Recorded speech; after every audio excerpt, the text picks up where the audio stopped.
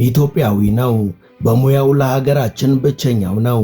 ሙያው ደግሞ የዋሻ ተመራማሪነት ነው። ያልገባበት ጉድጓድ፣ ያልወጣው አቀበት፣ ያልተንሸራተተበት ሸለቆ፣ ያላቋረጠው ጥቅጥቅ ደን፣ ያልተራመደበት ግግር ጭቃ የለም። በግሉም ሆነ ከነጮቹ ጋር ሆኖ ባደረገው አሰሳ በኦሮሚያ ክልል ብቻ ከዚህ በፊት ታይተውም ሆነ ተሰምተው የማይታወቁ 323 አዳዲስ ዋሻዎችን አግኝቷል። ከነዚህ ዋሻዎች መካከል በጥልቀታቸውና በርዝመታቸው ከዓለም ቀዳሚ ሊሆኑ የሚችሉ ዋሻዎች ይገኙበታል። በግዝፈትም ቢሆን ከሶፍ ዑመር ዋሻ የሚበልጡ አሉ በማለት ይህ ሰው ይናገራል። በተለይ ደግሞ ከነዚህ አዲስ ካገኛቸው ዋሻዎች መሃል አብዛኞቹ በውስጣቸው የተለያዩ የከበሩ ማዕድናትን መያዛቸውን አረጋግጧል። ይህም እንደ ሀገር የሚያሳዝን ነው በማለት ቁጭቱን ይገልጻል። ባገኛቸው ዋሻዎች ዙሪያ ያቀረበው የምርምር ጽሑፍም በዘርፉ ቀዳሚው ነው ተብሎ ተሸልሞበታል። አሁን ላይም መላው ዓለም ስለዚህ የዋሻ ተመራማሪ በሰፊው መነጋገር ጀምሯል።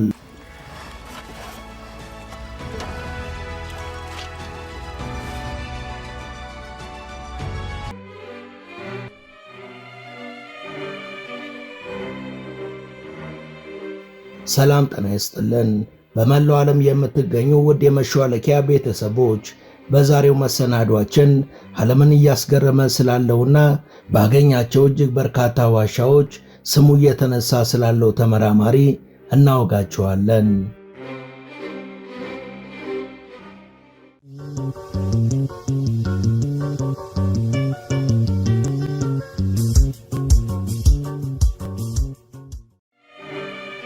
የተለያዩ የአውሮፓ ዩኒቨርሲቲዎች የምርምር ተቋማት ጉትጎታና በእነዚህ ሀገራት በሙያውና በተለያዩ የማበረታቻ ድጎማዎች የሚያገኘው ዳጎስ ያለ የገንዘብ ጥቅም ሳያጓጓው እንዲሁም በአንጻራዊ ሁኔታዎች የተመቻቸውን የአውሮፓ ኑሮን ከጀርባው በመተው ሀገሩን በሙያው ለማገልገል ወደ ሀገሩ መመለሱ በበርካቶች ዘንድ አግራሞትን ፈጥሯል። ሰንቆ የመጣው ዓላማና ራዕይ ደግሞ ስሜትን የሚገዛና ከፍተኛ አድናቆት እንዲቸረው የሚያደርግ ነው። ከተለያዩ የአውሮፓ ዩኒቨርሲቲዎች በርካታ የእውቅና ሽልማቶችን ማግኘት የቻለውና በዓለም ላይ ካሉ የጥንታዊ ቅርስ ተመራማሪዎች መካከል ቀዳሚውን ስፍራ ከያዙ መሃል አንዱ መሆን የቻለው ይህ ሰው አሁን ላይ በበርካታ ኪሎ ሜትሮች ርቀት ላይ የሚገኙና በፍጹም ተሽከርካሪ የማያስገቡ መልክዓ ምድሮችን እያቋረጠና በጭቃና በድጥ እየተለወሰ በአገራችን የሚገኙ ጥንታዊ ቅርሶችንና በአፈ ታሪክ እንኳን የማናቃቸውን ዋሻዎችን እያደነ ገሃድ አውጥቶ እያሳየን ይገኛል። የሰው ሙሉ ስሙ ናስር መሐመድ ይባላል።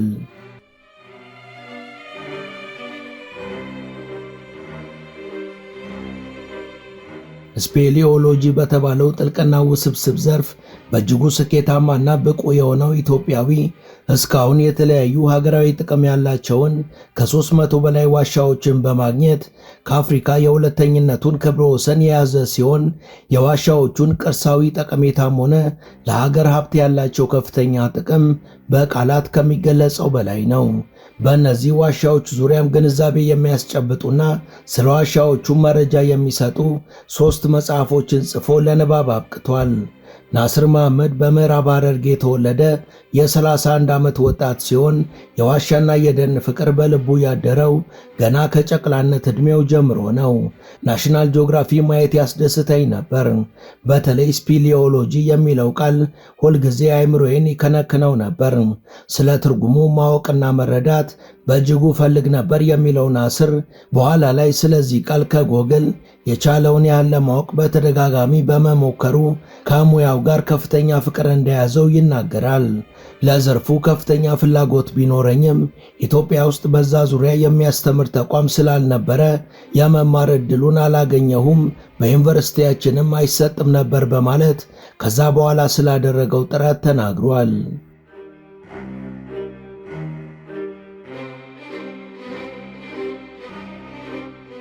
ናስር መሐመድ በሚችለው አቅም ኢንተርኔትን በመጠቀም በጣሊያን ሀገር የሚሰጥ ኮርስ መከታተል የቻለ ሲሆን ከዛም በዘርፉ በ2002 ከተመረቀ በኋላ የኦሮሚያ የባህልና ቱሪዝም ቢሮን በመቀላቀል የዋሻ ጥናት ስራውን የገፋበት ሲሆን ዓለም አቀፍ የዋሻ ተመራማሪዎች ማህበርንም በመቀላቀል አስተዋጽኦ እያደረገ ከቆየ በኋላ የውጭ ሀገር የትምህርት ዕድል አግኝቶ ወደ ጀርመን ሄዷል። እዛም በዘርፉ ተጨማሪ ነገሮችን በደንብ ከተማረ በኋላ በርካታ የጥናትና የምርምር መጣጥፎችን በማቅረብ አፍሪካን ወክሎ በዓለም አቀፍ መድረክ በዘርፉ ስላለው የእውቀት እድገትና በኢትዮጵያ ብሎም በመላው አፍሪካ ያለውን በዋሻ ውስጥ የሚገኙ እምቅ ሀብቶችና የተለያዩ የማዕድናት ክምችቶችን በመዘርዘር ግንዛቤ ያስጨበጠ ሲሆን በዚህ የጥናታዊ ጽሑፍም በጀርመን ሀገር በነበረው ጉባኤ ቀዳሚ ተሸላሚ ሆኗል። natti ulfaate jechuun ispeoloojii jiru torbee lama isa dubbisuuf baay'ee rakkadde jechuudha. Akkuma saayikooloojii dur gaafa baran namatti ulfaatu jechuudha. Kanaaf ispeoloojii kana eegaan dubbisee booda mee eenyutu qorata ispeoloojiin kun maal akka ta'e intarneetii irra bal'inaan gaafan barbaadu holqoota ajaa'ibsiisoo addunyaarra jiranii fi fakkiiwwan baay'ee naaf fide.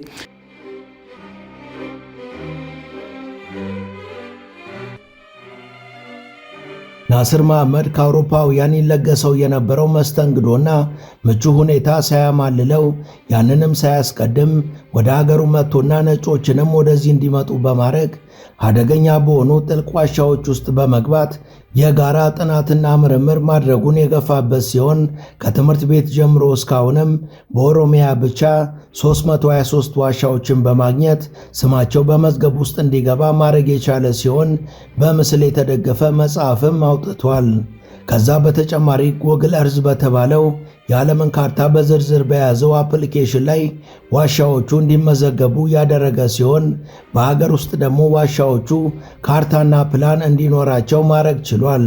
ናስር አሁን ላይ ማንኛውም ሰው ወይም ኢትዮጵያዊ በኢንተርኔት የትም ቦታ ሆኖ የኢትዮጵያን ድንቅ ዋሻዎች እንደ ልብ መመልከት ይችላል በማለት ይገልጻል። ናስር ከዚህ በፊት በሀገሪቷ ለዋሻዎች ጥናትና ምርምር ያን ያህል ትኩረት ያልተሰጠ በመሆኑ ሀገሪቷ ያሏትን በዋሻ ውስጥ ተደብቀው የቀሩ ሀብቶችንና ሌሎች ቁልፍ መልክዓ ምድራዊ አንድምታዎችን ማወቅ ቀርቶ በሀገሪቷ ያሉት ዋሻዎች እንኳን የትና በምን ሁኔታ ላይ እንደሚገኙ ምንም አይታወቅም ነበር ብሏል።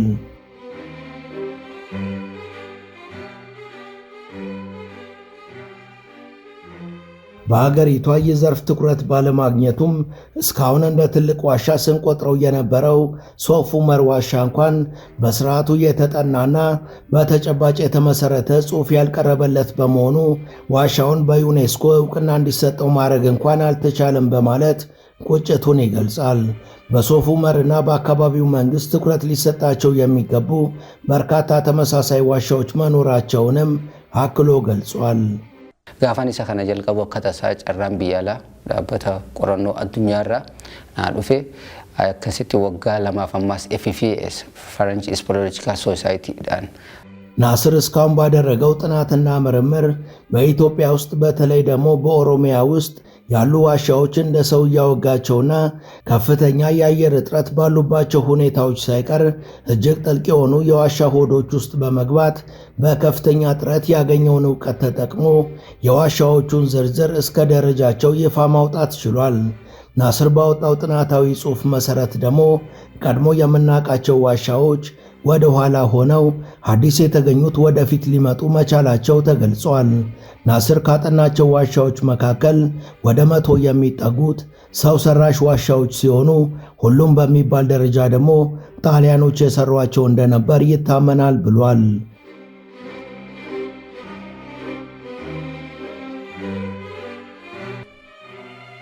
በናስር ጥናትና ምርምር መሰረት ዋሻዎች በርዝመታቸው በጥልቀታቸውና ባላቸው ልዩ ውበት ወይም በማዕድናት ይዘት የሚለኩ ሲሆን እነዚህን ሁሉ ዋሻዎች ለማጥናትና በምርምር ላይ ተመስርቶ ደረጃም ሆነ ሳይንሳዊ አስተያየትን ለመስጠት 10 ዓመት እንደወሰደበት የሚናገር ሲሆን በዚህ ሳይንሳዊ ምርምር መሰረትም ሶፍ ዑመር አሁንም በርዝመቱ ቀዳሚውን ቦታ እንደያዘ የቀጠለ ሲሆን ጥልቀትና ውበት እንዲሁም በውስጣቸው በሚገኙ የተለያዩ ይዘቶች ደግሞ ሌሎች ዋሻዎች ወደፊት መምጣታቸውን ገልጿል። እንደ ናስር ገለጻ ከሆነ እነዚህ አዳዲስ ዋሻዎች ለክልሉ ብሎም ለሀገሪቷ የሚያስገኙ ጥቅም ከቱሪዝም መስህብነትም ሆነ በዩኔስኮ መዝገብ ውስጥ ከመስፈር የሚሻገርና በርካታ ኢኮኖሚያዊና ታሪካዊ ጠቀሜታ ያላቸው በመሆናቸው እንደ ብርቅዬ ቅርስ እንክብካቤ ሊደረግላቸው ይገባል ብሏል። ስለ ዋሻዎች ለማወቅ የነበረው ጉጉት ገና ከልጅነቱ ቀልቡን የሰረቀው ናስር በወቅቱ በኢትዮጵያ በዘርፉ የሚሰጥ ትምህርት ያልነበረ በመሆኑ በዲፓርትመንት ደረጃም ቢሆን የማይታወቅ በመሆኑ ወደ ውጭ ሀገር የትምህርት ተቋማት ነበር ወደ ማማተር የገባው። እናም ረፍት አልሰጥ ያለውን ጉጉቱን ለመወጣት ያደረገው ጥረት ተሳክቶ የጣሊያኑ ፍሎረንስ ዩኒቨርሲቲ ሊቀበለው ፈቃደኛ የነበረ ቢሆንም ትምህርቱን ለመማር ተጠይቆ የነበረው ገንዘብ ትልቅ በመሆኑ አንገቱን ደፍቶ ድባቴ ውስጥ ወደ መግባት ተቃርቦ እንደነበር ይናገራል። ጀርመኒ ተማስ መርሳሰ ደንፋቲፍ ናዱፌ ወጋተ ኮበረዴ ኢሳስ akka afrikaatitti naatu deeme namoota 40 ture akka addunyaatitti isa sun afraffaa beeni badhaasaa fi yeroo 36 argadhee gara biyyaa deebi'ee holqoota oromiyaan qabdu toora 321 qoradhee hanga guyyaa har'aa kanatti jechuudha.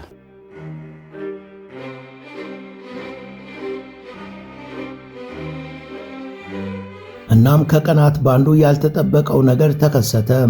መከፋቱን ያስተዋለችው ወላጅ እናቱ ስለ ጉዳዩ ያዋየችው ሳለ በሱና በፍላጎቱ መካከል ያለው ነገር ገንዘብ ብቻ መሆኑን አስረድቷት ከተለያዩ በኋላ እሷ ለማንም ሳትናገር ወደ ጓዳ በመግባት አንዳች ዕቃ በጉያዋ ደብቃ መውጣቷን የሚያስታውሰው ናስር እናቴ ስትመለስ ግን የምስራች ይዛልኝ መጣች።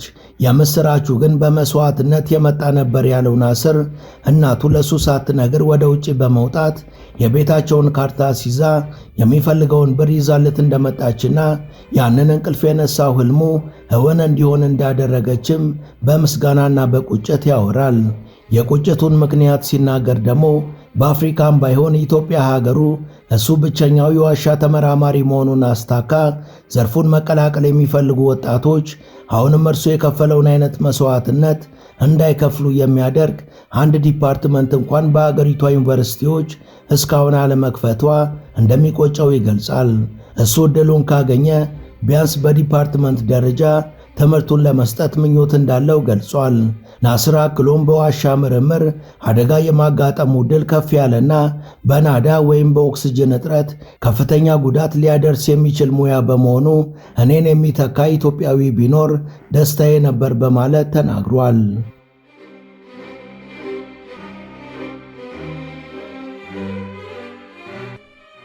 በእርግጥም ይህ ሥራ ሲሰራ አንዳንዴ ያልተጠበቁ ክስተቶች የሚከሰቱ ሲሆን ከዛ ባሻገር ታይተው የማይታወቁ ማዕድናት እንዲሁም ነፍሳትም ሆኑ እንስሳት ሊኖሩ ስለሚችሉ ሥራው በእጅጉ ሪስክ አለው።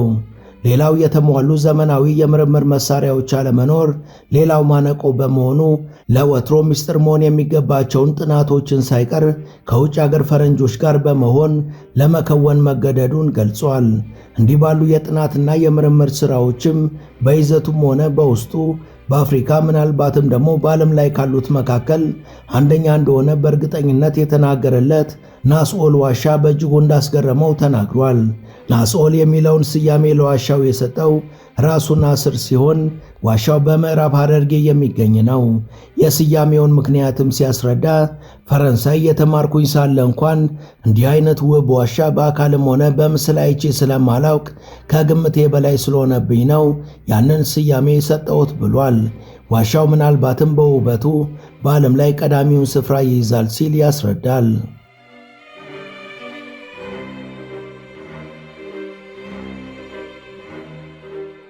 ይህንን ዋሻና ሌሎች ቁም ነገሮችን በተመለከተ ኬቭስ ኢን ኦሮሚያ ወይም በኦሮሚያ ያሉ ዋሻዎች በሚል ርዕስ ባሳተመው መጽሐፍ ውስጥ ያካተተው ናስር ከ200 ሜትር በላይ ወደ ውስጥ በመራቅ በበደኖ የሚገኘውን ኢንቆፍቱ የተሰኘውን ዋሻ እንደጎበኘና ይህም ዋሻ ቀዳሚውን ስፍራ እንደሚይዝ ገልጿል።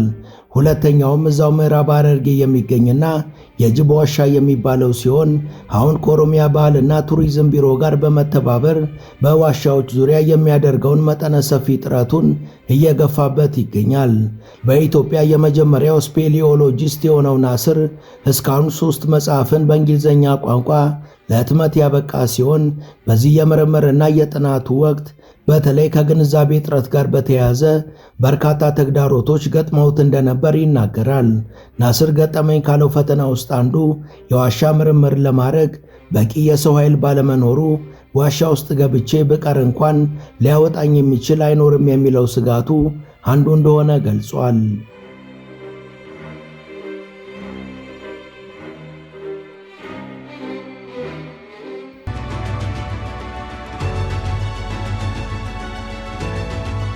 Qoltiin naasoli godina Harargee bahaa aanaa malkaa bal'oo ardaa tokkummaa bilisummaa keessatti argama.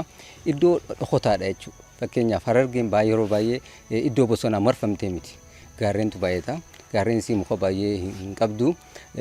Iddoon amma aanaa malkaa bal'oo kun fakkeenyaaf በሚዲያ በኩልም ቢሆን የሚቀርቡትን መረጃዎችና ምስሎችንም ያለማመንና ከኢንተርኔት የተኮረጀ ነው የማለት ነገር ስለነበር የሚዲያ ሰዎችን ቦታው ድረስ የመውሰድ ግዴታ ውስጥ ገብቶ እንደነበርም ይናገራል። ናስር በዚህ መልኩ አስሶ ያገኛቸውን ዋሻዎች በተመለከተም ያሳተመውን መጽሐፍ ለሕዝብ በነፃ እንዲደርስ አድርጓል። በናስር የምርምር ግኝት መሰረት በኢትዮጵያ 5 አይነት የዋሻ አይነቶች የሚገኙ ሲሆን ሀገሪቷ እስካሁን የተጠቀመችው ግን የቱሪዝም መዳረሻ ዋሻዎች የሚባሉትን ብቻ ነው ይለናል። ስለ ሌሎቹ ስለ ዋናዎቹ 4 አይነቶቹ ግን እስካሁን ምንም ነገር አልተደረገም። የፊዚዮቴራፒ ዋሻዎች የሚባሉት የተለያዩ ቅመማ ቅመም ያሏቸው ሲሆን የሕክምና ዋሻዎች የሚባሉት ደግሞ እንደ በረዶ ሰይፍ ከአካላቸው የተለየ መልክና ውበት ያላቸው ናቸው ብሏል።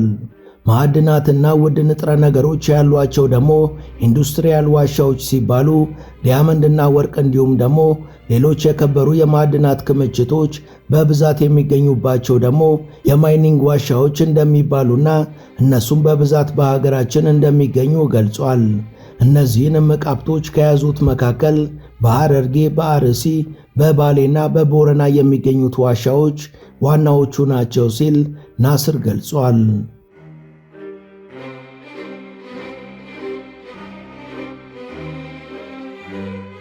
ወደ ቻናላችን ቤተሰቦች ለዛሬ ያሰናዳንላችሁ ይህን ይመስል ነበር። እስከ ዝግጅታችን ፍጻሜ አብራችሁን ስለነበራችሁ ከልብ እናመሰግናለን። በቀጣይ ቢሰሩ የምትሏቸውን ርዕሰ ጉዳዮች ብትጠቁሙን ደስ ብሎን እንቀበላለን። ቻናላችንን ሰብስክራይብ ማድረግ፣ የደውል ምልክቱን መጫንና ላይክ ማድረግ አትዘንጉ እያልን ለዛሬ በዚሁ ተሰናበትን። መልካም ጊዜ።